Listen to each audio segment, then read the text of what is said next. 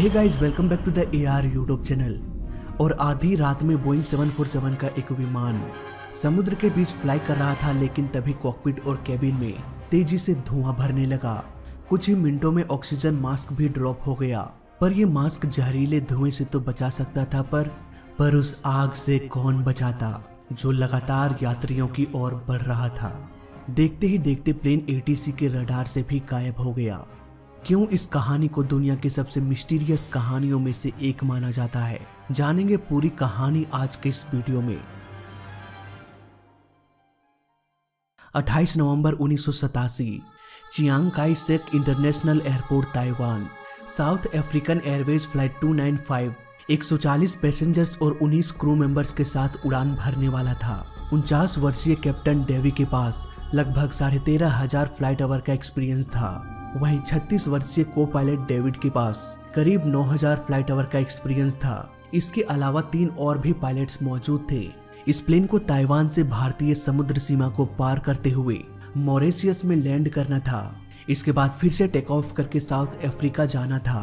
Plane के सारे inspection हो जाने के बाद रात के अंधेरे में ये उड़ान भरा। प्लेन में सब कुछ ठीक चल रहा था। कैप्टन ताइवान ATC को गुड नाइट विश करते हुए अपनी मंजिल की ओर बढ़ने लगा। अंधेरी रात और विशाल समुद्र के ऊपर बोइंग 747 का विमान उड़ता जा रहा था। उड़ान के करीब 40 मिनट बाद कार्गो सेक्शन से धुआं निकलने लगा और ये धुआं सीधे कैबिन में इंटर कर रहा था। तुरंत ही फ्लाइट क्रू आग बुझाने के लिए कार्गो होल्ड में पहुंच गए। आग इतनी तेज बढ़ चुकी थी कि ये बुझने का तो नाम ही नहीं ले रहा था। इसीलिए इस आग को बुझाने के लिए पैसेंजर्स की भी मदद ली गई, पर अफसोस सब बेकार साबित हुआ। कार्गो होल्ड में रखे सारे सामान धुआं धुआं करके जलने लगा था। देखते ही देखते प्लेन का पिछला हिस्सा एक जलती हुई भट्टी के समान तपने लगा था। इस आग के कारण बहुत सारे केबल्स और वायर्स भी जलने लगे, जिसकी वजह से शॉर्ट सर्किट होने लगा।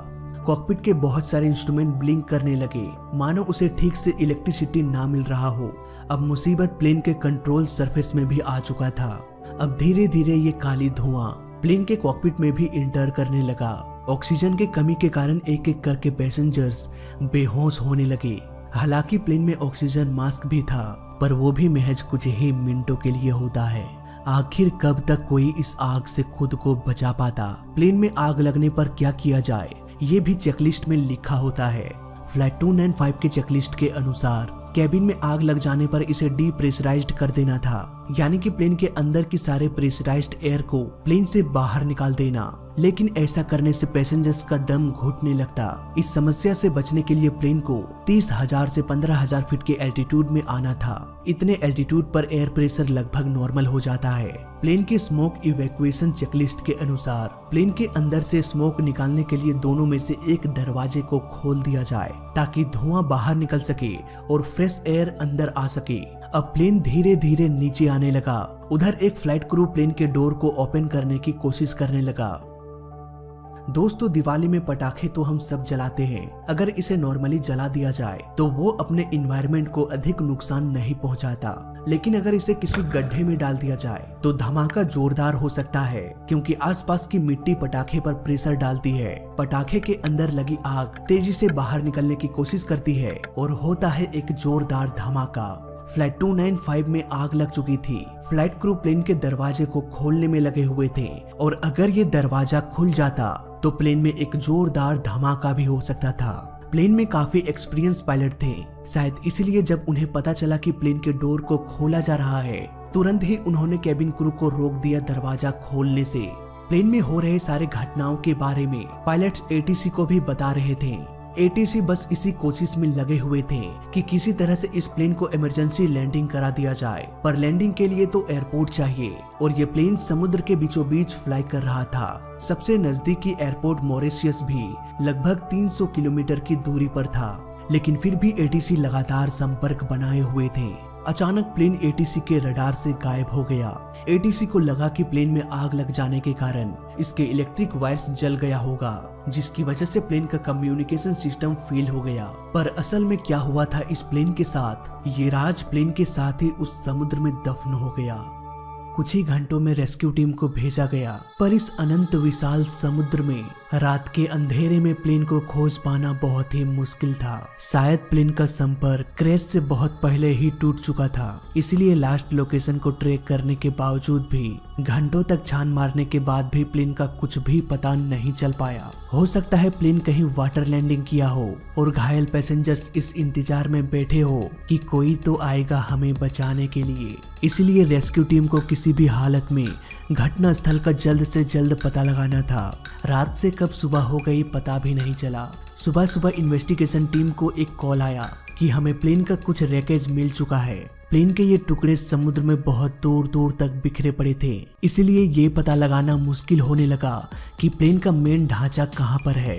सुबह के उजाले में कई किलोमीटर छान मारने के बाद 8 पैसेंजर्स के डेड बॉडीज को समुद्र से निकाला गया। इन 8 पैसेंजर्स में से 2 पैसेंजर ने घड़ी पहना हुआ था। दोनों ही घड़ियां बंद हो चुकी थी, लेकिन एक ही वक्त पर, शायद इम्पैक्ट के वक्त दोनों ही घड़ियां एक साथ बंद हो गई हो।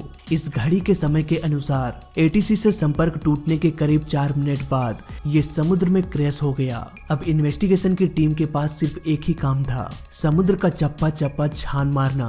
अब यहाँ पर उन्हें एक आइडिया आया। एटीसी से संपर्क टूटने के बाद भी करीब 4 मिनट तक प्लेन उड़ता रहा। इट मीन्स प्लेन का स्पीड, डायरेक्शन और समय को कैलकुलेट किया जाए तो इन 4 मिनट्स में प्लेन कितनी दूरी तय किया, इसका एक रफली आइडिया लग सकता था। इसी कैलकुलेशन के अनुसार फ्लाइट 295 को ढूंढा जाने लगा। उधर इन्वेस्टिगेशन की एक टीम ये पता लगाने की कोशिश कर रहे थे कि प्लेन में आग कैसे लगी। शुरुआती छानबीन में ऐसा लग रहा था जैसे प्लेन में बॉम्ब प्लांट किया गया हो, लेकिन जैसे जैसे प्लेन का मलबा मिलता गया वैसे वैसे इस कहानी का रुख भी बदलता गया। किसी भी डैमेज मेटल को देखकर माइक्रोस्कोपिक लेवल पर जांच करने के बाद आसानी से यह पता लगाया जा सकता है कि मेटल बॉडी में डैमेज कैसे आया, किसी सडन इम्पैक्ट की वजह से या फिर किसी बॉम्ब ब्लास्ट की वजह से। अब तक प्लेन के छोटे छोटे मलबे ही मिल रहे थे। प्लेन का विशाल फ्यूजलेज, ब्लैक बॉक्स का कुछ भी पता नहीं चल पा रहा था। समुद्र में कई दिनों तक छान मारने के बाद भी नाकामयाबी ही हाथ लगी।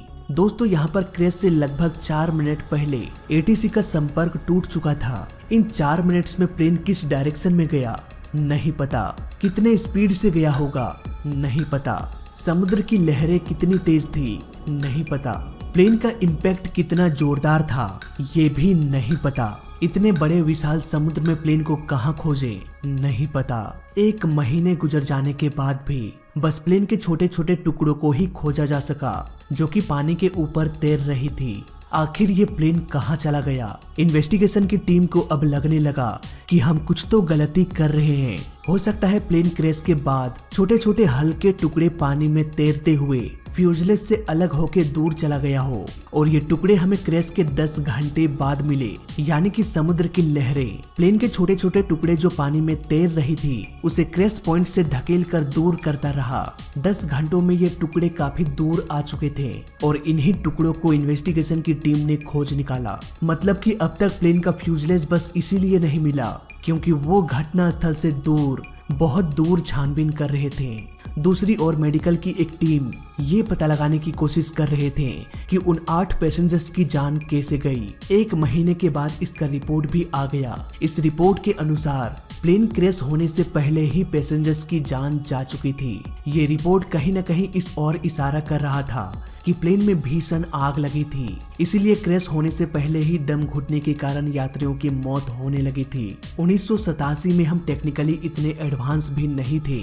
हमारे पास इतने आधुनिक रोबोट्स भी नहीं था जो समुद्र की गहराइयों में गोता लगाकर उसकी मैपिंग कर सके, लेकिन जो भी था उसी से काम चलाना था। यहाँ पर एक remote controlled under water submarine का यूज किया गया। इस सबमरीन को एक केबल से कनेक्ट किया जाता था। ये केबल पानी के ऊपर शिप से कनेक्टेड होता था और इसे कंट्रोल करने के लिए कमांड भी दिया जाता था। समुद्र के अंदर के नज़ारे को फिल्माने के लिए उस दौर में भी इस सबमरीन में एक कैमरा इंस्टॉल किया गया था। पर इस सबमरीन के साथ प्रॉब्लम ये था कि ये उतनी ही गहराई में गोता लगा सकते थे जितनी लंबी केबल हो। इन्वेस्टिगेशन की टीम जहां पर छानबीन कर रहे थे उसकी गहराई लगभग 7 किलोमीटर थी और 7 किलोमीटर का केबल दुनिया में कहीं भी नहीं बना था। पर इन्वेस्टिगेशन की टीम हार नहीं मानने वाले थे। उन्होंने एक ऑप्टिकल फाइबर केबल बनाने वाली कंपनी को हायर किया और कहा कि हमें इतनी लंबी केबल चाहिए। वहीं दूसरी ओर इन्वेस्टिगेशन की टीम बोइंग कंपनी के पास पहुंच गए, ये पता लगाने के लिए कि अगर प्लेन के कार्गो में आग लग जाए तो क्या इसका धुआं केबिन और कॉकपिट में भी जा सकता है। उन्होंने कुछ प्लेन्स के कार्गो होल्ड में धुआं भर दिया और ये देखने लगे कि केबिन और कॉकपिट में धुआं भरता है या नहीं। कई सारे एक्सपेरिमेंट करने के बाद भी केबिन या कॉकपिट में धुआं ट्रांसफर नहीं हुआ। ये केस अब और भी पेचीदा होता जा रहा था। एक भी ऐसा सबूत नहीं मिल रहा था जिसकी गुत्थी आसानी से सुलझ सके। दिन बीता, महीने बीते, 1 साल गुजर गया। अब तक सबमरीन के लिए 7 किलोमीटर का केबल भी बनके तैयार हो चुका था। समुद्र की गहराइयों में गोता लगाने के लिए इन्वेस्टिगेशन की टीम काफी एक्साइटेड थे, क्योंकि इससे पहले इतनी गहराई में किसी भी सबमरीन ने गोता नहीं लगाया था। सबमरीन धीरे धीरे नीचे जाने लगा। कई सारी यूनिक प्रजातियां पानी में तैरती हुई दिखाई दे रही थी, पर यह वक्त प्लेन को खोजने का था, न कि कोई समुद्र की प्रजाति। हर बार इन्वेस्टिगेशन की टीम इस उम्मीद से आते कि आज हमें प्लेन का मलबा मिल जाएगा, लेकिन अफसोस हर बार उन्हें निराशा ही हाथ लगती। धीरे धीरे अब उम्मीदें भी टूटने लगी थी। इसी तरह रोज छानबीन करते करते 1 साल गुजर गया। सभी लोग निराश हो चुके थे, लेकिन फाइनली वो घड़ी आ ही गया जब सबमरीन के रिकॉर्डिंग में प्लेन का मलबा दिखाई दिया। इतने सालों बाद एक उम्मीद की किरण नजर आई थी।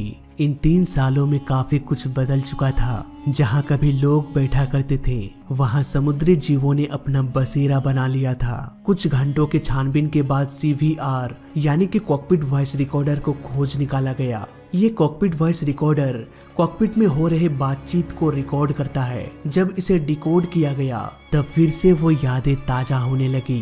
क्रैश के पहले की वो बातें, वो धुआं भरना और फिर आग लग जाना, आग बुझाने की नाकाम कोशिश करना और फिर मौत को गले लगा लेना। इस कॉकपिट वॉइस रिकॉर्डर का रिकॉर्डिंग भी अधूरा था। शायद आग में कोई वायर जल गया होगा जिससे कि इसका कनेक्शन छूट गया हो। समुद्र में 150 स्क्वायर किलोमीटर छान मारने के बाद भी सिर्फ कॉकपिट वॉइस रिकॉर्डर को ही खोजा जा सका। फ्लाइट डाटा रिकॉर्डर जो पूरे केस की गुत्थी को सुलझा सकता था, वो अब भी समुद्र की गहराइयों में ही दफन था। 3 साल गुजर गया, फिर भी इन्वेस्टिगेटर्स को नाकामयाबी ही हाथ लगी। इस केस की छानबीन और 2 सालों तक किया गया, यानी कि लगभग 6 सालों तक। फाइनली कोई भी सबूत ना मिलने के कारण इस केस को बंद कर दिया गया। घटना के करीब 10 साल बाद इस केस को फिर से सॉल्व करने की कोशिश किया गया, पर गड़े मुर्दे उखाड़ने से कोई भी फायदा नहीं होने वाला था। 10 सालों बाद इन्वेस्टिगेशन की टीम ब्लैक बॉक्स तक पहुंच भी जाते, तब भी उसे पहचानना बहुत मुश्किल हो सकता था। दोस्तों, जब कभी भी हम किसी कहानी के एंडिंग तक नहीं पहुंच पाते, तब हम उसके पॉसिबिलिटीज के बारे में सोचने लगते हैं। पहली पॉसिबिलिटी ये हो सकती है कि प्लेन के टेल में आग लग जाने के कारण गर्मी इतनी बढ़ गई कि प्लेन का मेटल बॉडी भी पिघलने लगा और हवा में ही इसके टुकड़े टुकड़े हो गए। शायद इसीलिए फ्लाइट डाटा रिकॉर्डर भी नहीं मिला। हो सकता है प्लेन में कुछ ऐसे एक्सप्लोसिव मटेरियल हो जिसे छुपा के ले जाया जा रहा हो, लेकिन इसका कोई भी सबूत नहीं मिला और ना ही इस बात का सबूत मिला कि हवा में ही प्लेन के टुकड़े टुकड़े हो गए। दूसरी पॉसिबिलिटी ये कहती है कि हो सकता है खराब वायरिंग के कारण प्लेन में कहीं शॉर्ट सर्किट हो गया हो और इस शॉर्ट सर्किट की वजह से आग लग गई हो, जैसा कि 1998 में स्विस एयर के साथ हुआ था और इस पर एक डिटेल केस स्टडी में बना चुका हूँ। मिस्टर रेनिक इस इन्वेस्टिगेशन को लीड कर रहे थे। उन्होंने इस केस पर अपनी राय देते हुए कहा कि इस केस को सॉल्व करने के लिए मैंने अपनी पूरी जिंदगी लगा दिया। अपने कैरियर का एक लंबा समय मैंने इस केस को दिया है। कुछ प्लेन हादसे ऐसे होते हैं जिसे महज 1-2 सालों में ही सॉल्व कर लिया जाता है, लेकिन कुछ हादसे ऐसे होते हैं जिसे कभी सॉल्व नहीं किया जा सकता। शायद ये उम्र ही कम पड़ जाएगी। आज घटना के करीब 34 साल बाद हमें नहीं पता कि वो हादसा क्यों हुआ, कैसे हुआ। इस घटना के शिकार हुए सारे पैसेंजर्स के रिलेटिव्स आज भी समुद्र की ओर जाते हैं, अपनों को याद करने के लिए जिसे दोबारा कभी वो देख न सके, दोबारा कभी मिल न सके। हाँ, पता है ऐसा करने से वो वापस तो नहीं आएंगे, पर पर एक सुकून सा मिलता है, मानो समुद्र की इन्हीं वादियों में, इन्हीं खारे पानी में कोई अपना रहता हो। ये कहानी लिखते लिखते मेरी आंखें नम हो गई। आगे और कुछ नहीं बोलना है, लाइक करना है, डिसलाइक करना है, सब्सक्राइब करना है, ये आपकी मर्जी। जय हिंद, वंदे मातरम।